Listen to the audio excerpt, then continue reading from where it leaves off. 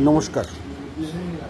অনেকেই জানতে চেয়েছেন যে 7172 যদি দেরি করে ফাইল হয় তাহলে কি হবে এবং তার কোনো রিলিফ আছে কি না,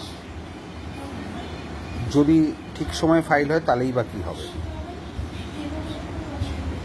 যদি বাই চান্স ডিলে হয়ে যায় তাহলে কি হবে। এই 3-4টে কোশ্চেন আমার কাছে এসছে। আপনাদের অবগতির জন্য জানাই, West Bengal premises tenancy act কিছু কিছু সেকশান মোটামুটি ল্যান্ডলর্ডদের ফেভারেই আছে। তার মধ্যে সেকশান 71 অ্যান্ড 72 বোথ। যে টেনেন্টরা ভাড়া জমা দেননি বা কোনোভাবে ভাড়া জমা দেওয়া বাকি রেখেছেন, তাদের যেটা অ্যাডমিটেড এরিয়ার অফ রেন্ট সেইটা উইথ 10% ইন্টারেস্ট সেকশান 71 অ্যাপ্লিকেশান করে কোর্টে জমা দিতে হবে। তার সঙ্গে 72 অ্যাপ্লিকেশান করতে হবে। মনে রাখবেন, সমন পাওয়ার 30 দিনের মধ্যে একটা দিনও দেরি যেন না হয়, এবং 30 দিনের মধ্যে টাকা জমা করতে হবে। তার মানে পিটিশানটা যত তাড়াতাড়ি সম্ভব করে ফেলতে হবে, কারণ পিটিশানের অর্ডার হতেও সময় লাগে 1-2 দিন। সুতরাং আমার মতে বলে, যবেই আপনি সমন পেলেন অতি সত্বর 2 দিন 3 দিনের মধ্যে 7172 পিটিশান ড্রাফটিং করে কোর্টে ফাইল করুন এবং এনশিওর করুন যাতে আপনি 30 দিনের মধ্যে যে টাকাটা অ্যাডমিটেড এরিয়ার্স অফ রেন্ট ধরেছেন, যেটা আপনি ধরেছেন, সেই টাকার সঙ্গে 10% ইন্টারেস্ট দিয়ে কোর্টে জমা করুন। যদি না জমা করেন বা একদিনও যদি ডিলে হয়, তাহলে আপনার ডিফেন্স লিস্ট স্ট্রাক আউট হয়ে যাবে।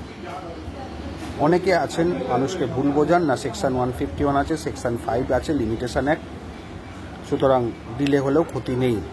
কথাটা কিন্তু একদমই ভুল। একদিনও ডিলে কনসিডার করা যাবে না। সেকশান 5 অ্যালাউ হবে না, সেকশান 151 অ্যালাউ হবে না। সুপ্রিম কোর্টের স্পেসিফিক রুলিং আছে, সেটা কিন্তু অনেকেই জানেন না। সুতরাং আপনাদের সাবধান করে দিই, ল্যান্ডলর্ডকেও বলে দিই, তাদেরও জানা দরকার, আর টেনেন্টদেরও বলে দিই, তাদেরও জানা দরকার। যারা সমন পাবেন, সমন পাওয়ার ইমিডিয়েটলি কোর্টে অ্যাপিয়ার করে 7172 দাখিল করে অ্যাডমিটেড এরিয়ার অফ রেন্ট উইথ 10% ইন্টারেস্ট জমা দিন কোর্টে, এবং সেখানে প্রত্যেক মাসে মাসে জমা দেওয়ার আবেদনও করুন। না হলে আপনার ডিফেন্সটি উড়ে যাবে। ডিফেন্স স্ট্রাক আউট হয়ে গেলে আপনি রিটিন স্টেটমেন্ট দিতে পারবেন না, বা দিলেও সেটা গ্রাহ্য হবে না। আপনি শুধুমাত্র ক্রস করতে পারবেন ল্যান্ডলর্ডকে, নিজের কোনো অ্যাফিডেভিট ইন চিফ দিতে পারবেন না। আপনার ভাইটাল রাইটটাই কিন্তু চলে যাবে, এটা কিন্তু মাথায় রাখবেন। সুতরাং বারবার আপনাদের বলে দিচ্ছি, 30 দিনের মধ্যে টাকা জমা করতে হবে কোর্টের ডিপার্টমেন্টে। অনেকে ভুল করেন যে সমন পাওয়ার পরও রেন্ট কন্ট্রোলে ভাড়া জমা দেন। ওই ভাড়াগুলো কিন্তু অ্যাবসলিউটলি ব্যাড ডিপোজিট। যখনই কোর্টের সমন পেয়ে যাচ্ছেন, সেই মাস থেকে বা তার আগের মাস থেকে কোর্টে আপনাকে ভাড়াটা জমা দিতে হবে, রেন্ট কন্ট্রোলে নয়। রেন্ট কন্ট্রোলে দিলেও সেটা কিন্তু ভ্যালিড ডিপোজিট হবে না। যবে থেকে সমন পাচ্ছেন তবে থেকে ভাড়া কিন্তু অবশ্যই রেন্ট কন্ট্রোলে জমা দেবেন। কোনো অবস্থাতেই কোনো রকমভাবে সমন পাওয়ার পর রেন্ট কন্ট্রোল দেবেন না, কোর্টে জমা দেবেন। কোনো অবস্থাতেই কারোর দ্বারা মিসগাইড হবেন না। আমি যেটা বলছি উইথ গ্যারান্টি, সমন পাওয়ার 30 দিনের মধ্যে টাকা জমা করতে হবে, পিটিশান নয়। পিটিশানটা আরও আগে করতে হবে। আর রিটিন স্টেটমেন্ট ফাইল করতে হয় 30 দিনের মধ্যে, তাহলে আপনার কোনো এক্সপ্লেনেশন লাগে না, কষ্ট হয় না। ম্যাক্সিমাম টাইম লিমিট দেওয়া আছে 4 মাস, মানে টোটাল 120 দিনের মধ্যে আপনাকে রিটিন স্টেটমেন্ট ফাইল করতে হবে। তারপর করলে যদি সঠিক এক্সপ্লেনেশন না দিতে পারেন, কোর্ট অ্যাকসেপ্ট নাও করতে পারে, আর প্রচুর টাকা কষ্ট হয়।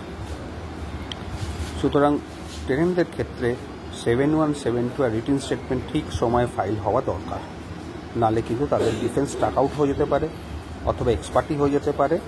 তখন কিন্তু আপনারাই বিপদে পড়বেন। অনেক লোক আছে, অনেকে আছে মিসগাইড করছেন বিভিন্ন ক্লায়েন্টদেরকে। আমার কাছে খবর আসে, কিন্তু আমি তো তাদের বলতে পারি না, আমি ক্লায়েন্টদের বলতে পারি, যারা লিটিগেন্ট তাদের বলতে পারি যে আপনারা সাবধান থাকুন। আমার এই চ্যানেলটাই লিগাল অ্যাওয়ারনেসের চ্যানেল।